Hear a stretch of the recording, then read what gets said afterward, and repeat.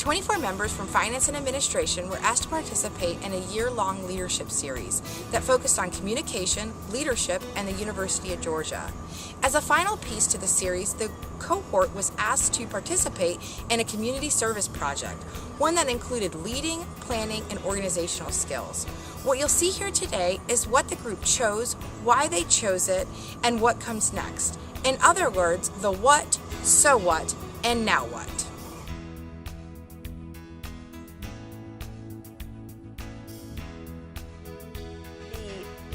The first thing that we did with this was we had to get an understanding of what the Athens Land Trust did, and so we went to get an education from them. We visited some of their other community gardens. We learned a little bit about them, picked up some flyers from them, but we also had Heather, the director, speak to us and kind of explain what they do. But we also got to meet some of the people that were involved in the project. And surprisingly, several of them were actually already University of Georgia employees that were doing things as the service learning component for their classes, and also for their Freshman Odyssey programs, which was pretty neat to see. So after learning about the bigger picture of what it was we would be doing, we then picked a couple of Saturdays that would work for all of our different schedules so we could all participate.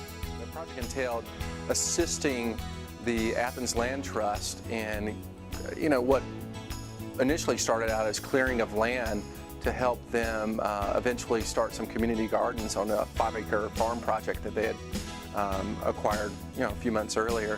But I think it evolved into so much more. We cleared the property at the Roof Street Farm so that other groups like the Athens Land Trust or faculty in the College of Environment and Design can bring students out there and use it for their class. So we help facilitate their. First, we kind of learned about the food network that is taking place and growing in the Athens community. From that has popped up this opportunity for the Athens Land Trust. They bought this property called the Roof Street Farm, which is 5 acres, and they're going to turn it into a functioning urban farm. And the farm needs a lot of work, to say the least. Vegetation, there was 3 buildings, outbuildings, barns, that sort of thing. Also, there was a home. We had a lot of vegetation. We had to clear a lot of privet, a lot of crepe myrtles, that sort of thing that had just been neglected over the years. We did a lot of clearing and mulching. Even the mulching, I didn't know the specific ways they did it from an organic standpoint, as far as using the cardboard and the reused silt fencing. What we did was go to this totally overgrown, almost felt like an abandoned property, and clean it out. Brush and trees and beer cans and whatnot. And then we poured dirt all around the foundation of the building. Personally got to do was stand in the shed on my crutches and shovel beer cans out of the sheds. And so the person that had lived there apparently had been throwing all of his beer bottles and all of his beer cans into his back shed for years and years. I want to hope it was for years and years. And so I literally just worked on recycling for about 3 solid hours. Clippers and gloves and a saw. I spent about 4 hours pulling and dragging and stacking debris. A lot of dirty work, but it was fun as a group.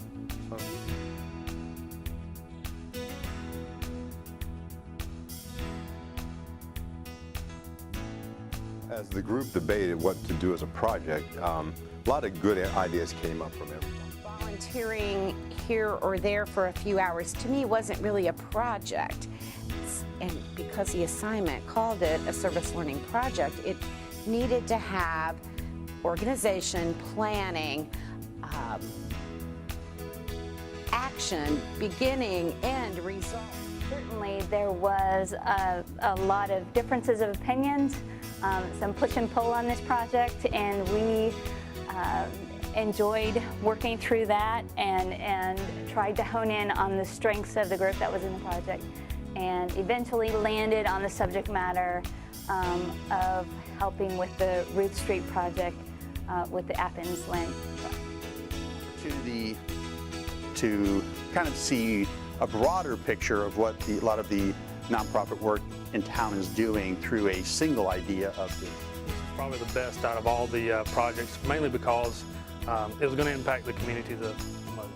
This community garden will differ slightly from their other 13 gardens because this property contains structurally sound barns and farmhouse. Land Trust has a grand plan for this place, and what they needed was a foundation on which to base it. And these buildings, this property was just far beyond care. It was basically untouched, as we saw after we visited there, but also to get with the Athens Land Trust and see what they've done in other areas. They're working on the West Broad. It's the old elementary school on West Broad where they have a market, community garden, a lot of community effort.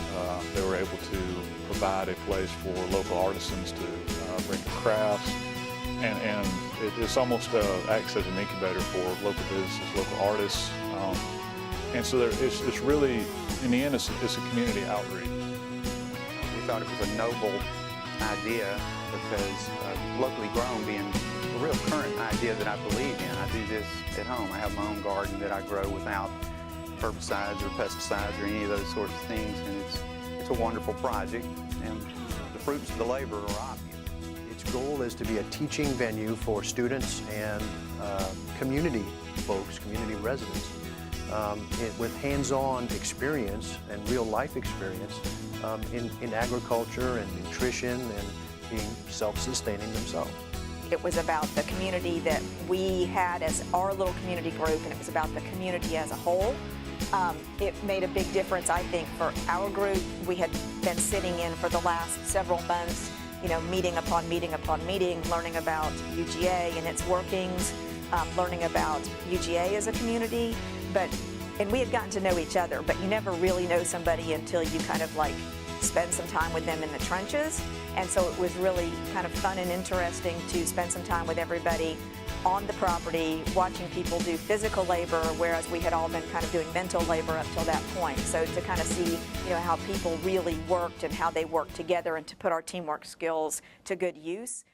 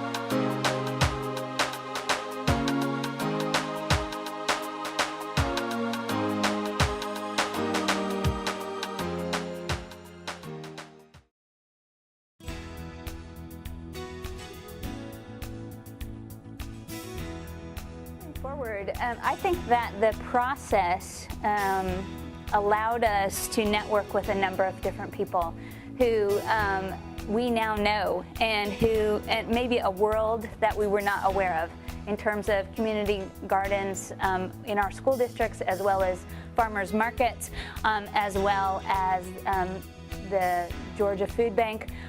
There are a number of facets where this community is working to serve those who may find themselves in need of food for whatever reason. So those are relationships that we now have. Time is very precious to us all because we work a lot, we have families, but you know, I think if we could take this and you know, and maybe continue on in the future, and not all the time, I know it's not possible, but just help out where we can. I think that's a big step for us as citizens in this community, and also for the university to be more active, more involved in the community. I think that'd be a good thing for us to do. And exciting was so many different areas of the university are involved in this. With the College of Ag, the CED, College of Environment Design, and other areas within the university are really, really deep into this mission that's going on. And the 2 days we were out, it was a lot of fun, I think, for everyone involved, and it'd be nice to keep involved. We chose this as our project to develop the community garden. What I've realized is it's brought a group of individuals together with varying backgrounds, and it's given us a sense of community ownership as we have worked on this project. Forward, I hope it's a long-term, sustainable project that benefits the community. That's certainly why we were there. We didn't want to do something that was a one-shot deal that would not have future. Now moving forward, I think just what a great opportunity to open up our eyes. I thought this project was kind of interesting because what we do day to day for the University of Georgia is all behind the scenes. And it was kind of funny that the project we chose was kind of behind the scenes, and it totally fit our personality and who we are. I think that there are several people within our group that have seen the benefit of this community aspect of the service learning that we did. There are several people who are interested in making this be a stepping stone to something more. I think it was interesting to see that not only were the cohort members involved in it, but significant others were brought out too to the site. You know, it just gives it's just great to see other people being involved in it. For me, you know, when I think about helping out people, a lot of times the first thing that comes to my mind is monetarily. And this is something where, you know, you don't necessarily have to be, you know, providing money to help out a cause. You know, everybody has the opportunity to lend their capabilities to the project. It's just all around a good thing. One of the byproducts from this is that we see, for me personally, I understand more about the whole connection of community gardens, what the Athens Land Trust does, how you can shape and form a team, our Leadership Institute, into a machine. I plan to keep in touch with through the media to see what becomes of this property and the use of the community garden.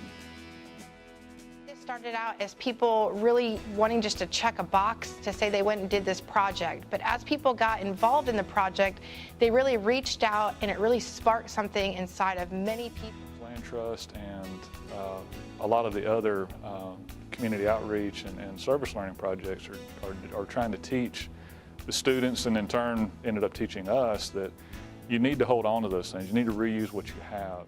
To get to know, to be involved yourself in the community rather than just coming on campus and leaving, that you know about other things that are going on that are tied in with the campus, but not necessarily on campus and not just tied into your office. In my past life, I've done a lot of volunteer work, but I haven't done anything in years and years. And this really